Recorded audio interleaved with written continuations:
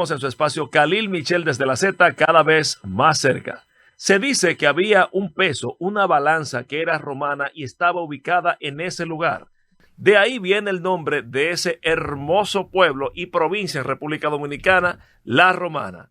Esto ha parido varios elementos interesantes, pero hoy nos acompaña un hijo distinguido de la tierra bravía y hermosa de La Romana, quien aspira a ser su senador, pero que es actualmente diputado por esta importante demarcación. Con nosotros el diputado por el Partido Revolucionario Moderno, Eugenio Cedeño. Hermano, bienvenido a ese espacio. Un placer, Khalil Michel, estar contigo y con todo el público que te sigue a través de la radio. Y tengo que decir algo en abono a ti. Por favor. Cuando yo escuchaba el programa, yo pensé, este tigre está leyendo. Este tigre tiene que estar declamando algo. Y yo quiero decirlo para que los amigos oyentes sepan que Khalil Michel no utiliza nada para hablar, ni teleprompter, ni fichita, ni nada, que todo eso sale espontáneo. Es un estilo muy especial el tuyo. Bueno. Hermano querido, te hemos convocado en este espacio de construcción de conocimiento porque apenas estamos estrenando una ley de régimen electoral, la 2023, y ya tenemos una que no es tan vieja, de ley de partidos políticos, que es la 3318. Sin embargo, hemos visto que ya está en comisión con el aval de más de 33 diputados un proyecto de ley de tu autoría o de impulso que tiene que ver con una modificación a esta parte electoral. ¿De qué es que se trata esto, Eugenio? Se trata de llenar los vacíos pendientes que quedaron en la aprobación de la ley del régimen electoral. Cuando esa ley vino aprobada del Senado, vino con una serie de lagunas y de falencias, como le llamo yo, que no fueron cubiertas en la Cámara de Diputados por el temor a que el proyecto de ley se cayera por la legislatura y por la prisa que tenía la Junta en que le aprobaran la ley. La Junta había propuesto, tenía una serie de propuestas con respecto a los gastos en campaña que no fueron atendidas. La Junta tenía preocupaciones y la tiene muy legítimas con respecto a los espacios visuales, a la publicidad, y todo esto no fueron atendidas, no fueron cubiertas por los diputados, que nos dijeron, este proyecto hay que aprobarlo. Y yo, el día que se presentó el proyecto, en mi discurso en la Cámara de Diputados, puse en relieve todas las fallas que yo entendía que había que corregir y dije, voy a votar por este proyecto, pero bajo condición de tan pronto lo promulgue el Ejecutivo, nosotros presentaremos un proyecto de ley para modificar esto que la prisa de hoy no nos permite ver, examinar. ¿Pero qué es lo que corregir. ves de mal en el tema de la campaña y la expresión del acto proselitista? Sí, en cuanto al acto proselitista, tú tienes que saber, estamos en medio de lo que se llama el voto preferencial, que es una propuesta nuestra del año 2003. En el año 2003 parecía una locura cuando yo propuse desbloquear la boleta de diputados y senadores para que los senadores tuvieran su propio voto y los diputados también. Parecía una locura mía proponer el desbloqueo de la boleta de regidores y alcaldes y separar el nivel de alcalde del nivel de regidores. Yo lo presenté en un informe disidente en el 2003 y en aquella oportunidad la mayoría se me impuso y decían que yo estaba soñando. Y yo sí, yo estoy soñando como han soñado todo lo que han cambiado el mundo. Sin embargo, ya hoy, 20 años después, es una realidad la separación del voto de regidores y el voto de alcaldes, y eso impone un voto preferencial. Claro. ¿Verdad? Pero, ojo, voto preferencial, con el cual yo he estado de acuerdo y lo propuse todo el tiempo y lo sostengo y lo mantengo y lo apoyo. El nivel de diputados también es un voto preferencial. Pero, ¿qué ha ocurrido a partir de ahí? Los partidos políticos, al salirse de la mano, decidir quién va a ser escogido en primer lugar, y esto bajar al pueblo que vota de manera directa y decide que Khalil Michel debe ser el primer regidor votando por él o el primer diputado votando por él, no en cambio diferenciándolo como era antes, que tú ponías el listado y decías Eugenio Cedeño el que me gusta y el partido lo ponía de primero y ese era el primer diputado. Y la funesta figura del segundo diputado, que era un amargado entonces, que decía, yo no voy a salir, me pusieron adelante a fulano. Ahora no, ahora lo decide el pueblo. Pero eso ha traído como consecuencia que el dinero propio el dinero prestado, el dinero regalado, el dinero fácil, el dinero del juego, el dinero del narcotráfico, se filtra y entra en las campañas, entra en juego en las campañas políticas. Entonces, el que más recursos económicos tiene, impone entonces las candidaturas en el pueblo con un gasto excesivo de campaña, y hay personas que invierten 50 y 60 millones de pesos para ser diputados. ¿Y tú entiendes que con el tema de la limitación de la propaganda y demás puede resolverse eso? Cuando tú limites y dices, bueno, aquí no se puede colocar más de 0.5 pie cuadrado de propaganda visual en las calles, tú tendrás que dosificarla, y ahí estamos salvando el medio ambiente, ahí estamos contribuyendo a la paz ciudadana, estamos contribuyendo a bajar los niveles de estrés y de acoso a la población con una publicidad apabullante en los barrios, en las avenidas y en las calles. Pues bien, tú adecenta la campaña como tú dices, bueno, Eugenio Cedeño como candidato a diputado no puede colocar más de 2,000 pies cuadrados de publicidad en La Romana. Y es una provincia que tiene 5 demarcaciones, 2 distritos municipales y 3 municipios. Entonces, esos 15,000 pies de publicidad o 20,000 pies que me toquen a mí, yo lo voy a distribuir de manera proporcional en la provincia. Si no existe ese límite, entonces yo que tengo 50 millones de pesos que no son míos, que me lo dio un poderoso para que yo vaya como diputado por la provincia y gane para representar los intereses de él, yo en vez de colocar 15,000 pies, yo puedo colocar 150,000 pies. Y donde pone Khalil Michel un afiche, yo pongo 10, lo apabullo, lo aplasto y acabo también con la paz pública y con la ciudadanía. Pero hay dos cosas, Eugenio. Uno, las empresas se anuncian de manera agresiva y saturan lo que es el medio ambiente y no hay dificultad. Y segundo, ¿no temes que eso solamente pueda privilegiar al que ya está en la posición o es harto conocido en contra o detrimento de los que tienen que darse a conocer como nuevos? No, porque eso propicia un equilibrio. Un candidato joven, como el caso de un candidato a diputado de La Romana, y menciono Enrique Deschamps o Vladimir Cedeño, o el compañero César Guerrero, Yaira Núñez, esos compañeros que no están en una función como diputados actuales, tienen un límite que ellos pueden colocar la misma cantidad que puedo colocar yo, pero a ti no te conocen igual que ellos, no, ti te conocen mucho más. Pero es correcto, me conocen mucho más que ellos, pero si yo tengo mucho más recursos que ellos y yo puedo colocar 10 veces lo que colocan ellos, entonces yo los aplasto. Entonces, estamos limitando en la ley la cantidad de recursos que yo puedo invertir en la campaña. No se justifica, no es ético ni es moral que la propia ley sea la que me autorice a mí a gastar en campaña. Pero antes de salir de la publicidad, Cedeño, y en cuanto al tema de las redes sociales y el ciberespacio, ¿qué contempla tu proyecto de ley? No, el proyecto no toca esos aspectos porque nadie está obligado a ver las redes sociales, pero sí yo estoy obligado cuando voy por la calle a ver un paquete de afiches que no quiero verlo. ¿Eso aplica para televisión y radio? Eso aplica para televisión y radio, limitar el tiempo también en que un candidato puede utilizar los medios de comunicación para anunciarse. Porque tú no puedes permitir que un poderoso venga y vaya a una emisora y contrate la mitad de la programación para anunciarse, y lo haga en varias emisoras, y invierte una cantidad de recursos con lo que conlleva eso, que quintuplican, triplican, multiplican por 10 lo que se va a ganar el individuo una vez esté en la función pública. ¿Cómo se justifica que yo pueda gastar 32 millones de pesos en campaña en La Romana para ser candidato, entre candidatura y precandidatura? Bien sueldo lo saca. Cuando yo voy a ganarme apenas unos 18 millones de pesos brutos en la Cámara de Diputados. Entonces no es ético, no es moral que la ley me diga a mí, tú puedes gastar 60 millones de pesos en campaña para ganarte 18. No tiene sentido. No tiene sentido, y aparte de eso, propicia que el que tiene el dinero fácil, y sabemos aquí por dónde viene el dinero fácil, diga, fulano de tal es el candidato que representará a nuestro conglomerado, nuestro equipo allá en el este, y este va a ser en el Cibao, y aquel va a ser en el Nordeste, y este va a ser en la capital, y cojan y hagan un joint venture, esos inversionistas del dinero fácil. De hecho, un poco pasa así. Pasa así. Pasa así ahora. Tienen esos equipos estructurados para asaltar los poderes públicos, más el poder legislativo y las salas capitulares. Lo tienen, eso existe y funcionó en las elecciones pasadas.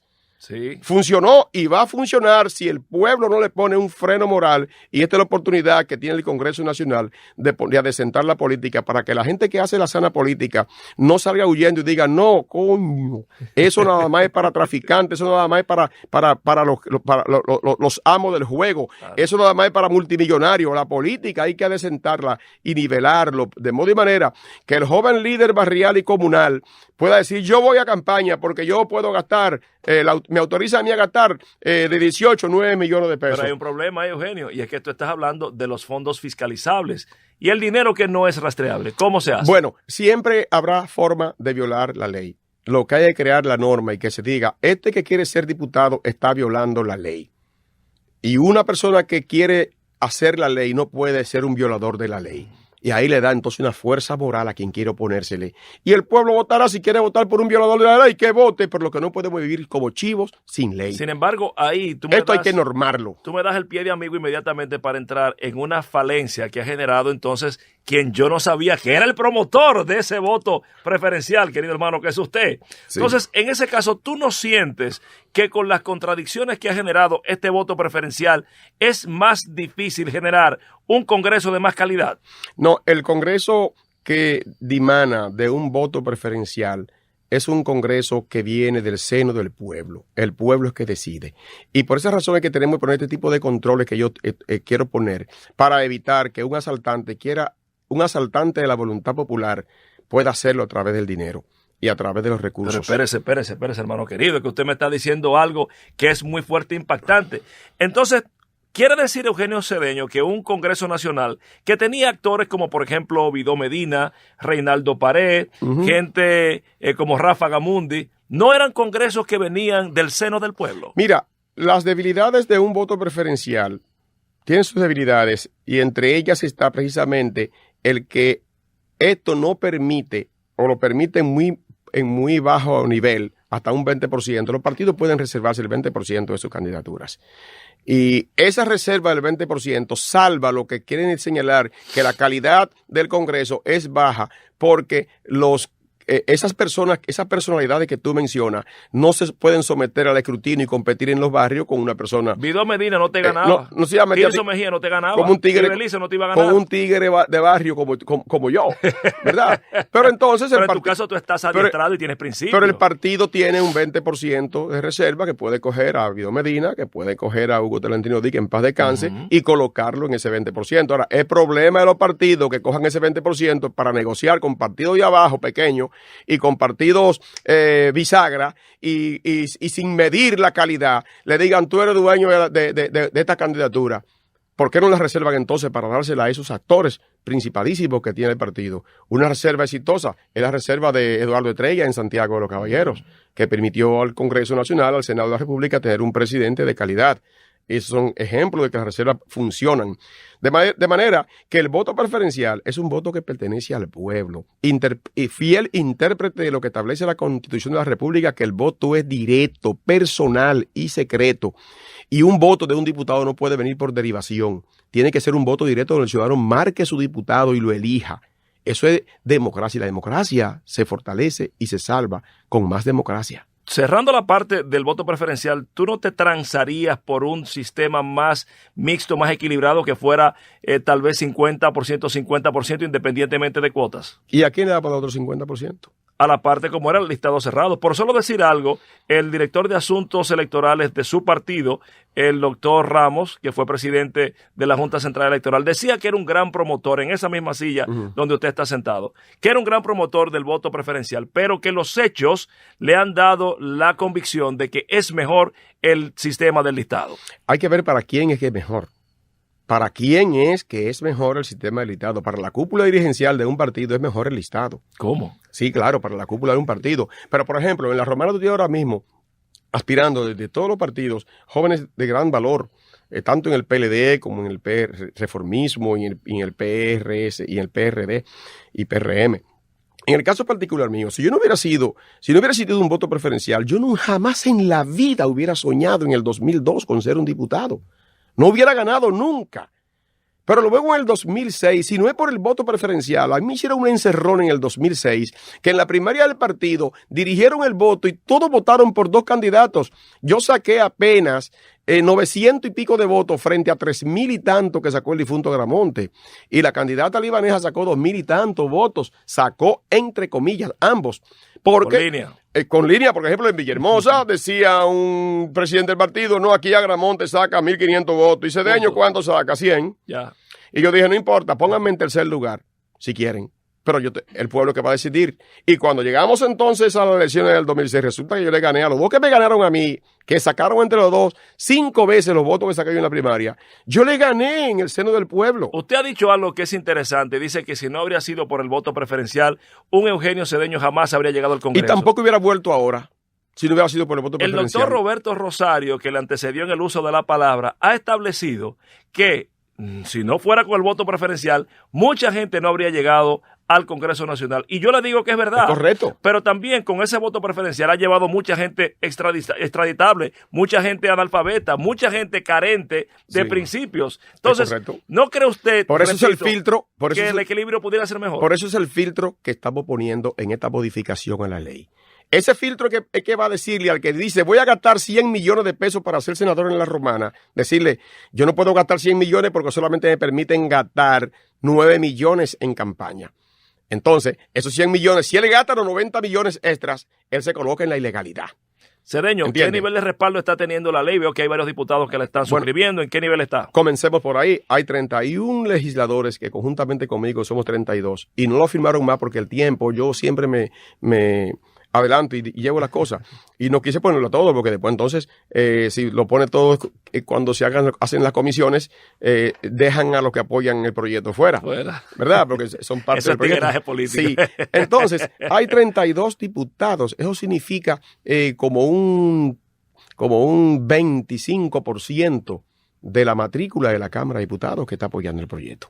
Un 20% de la Cámara de Diputados está apoyando el proyecto. Entonces, este es un proyecto que si el presidente de la comisión reúne su comisión y rinden un informe y el presidente de la Cámara de Diputados lo pone en la agenda, este es un proyecto que se va a aprobar. Porque el 90% de esos diputados que están ahí no son fruto del dinero. No son fruto del narcotráfico. La mayoría de ellos no son producto del dinero dirigido, son producto del liderazgo ganado en base a empatía con la población y en base a compromiso popular.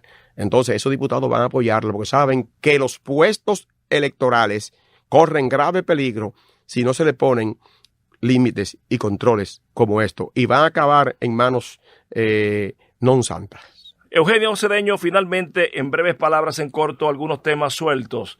El tema de la Junta Central Electoral que ha aprobado el conteo manual de lo que es la votación en el próximo proceso electoral y el escaneo del acta para enviarla para el centro de cómputos de forma digital. ¿Qué opinión te merece? Bueno, estas elecciones no serán tan conflictivas como las elecciones de 1978, cuando un PRD se enfrentó a un Joaquín Balaguer y a una clase político-militar enquistada en el poder que se entendía que no había manera de sacarla.